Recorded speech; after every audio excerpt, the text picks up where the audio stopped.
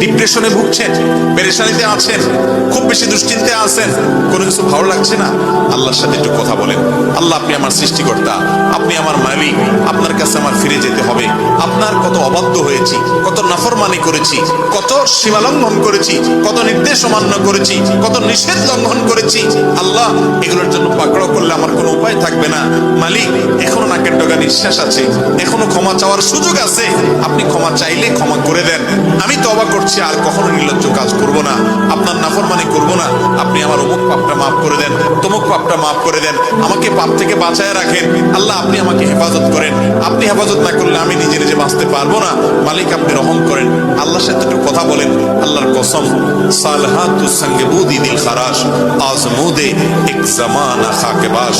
পাথর হয়ে বহুদিন ছিলেন ভাই, একটু আল্লাহর সাথে কথা বলেন, চোখের পানি ফেলেন, দোয়া করেন। বিশেষ করে ভোর রাতের দোয়া, ভোর রাতের দোয়া, এটা গুলি মিস হলে মিস হয় না।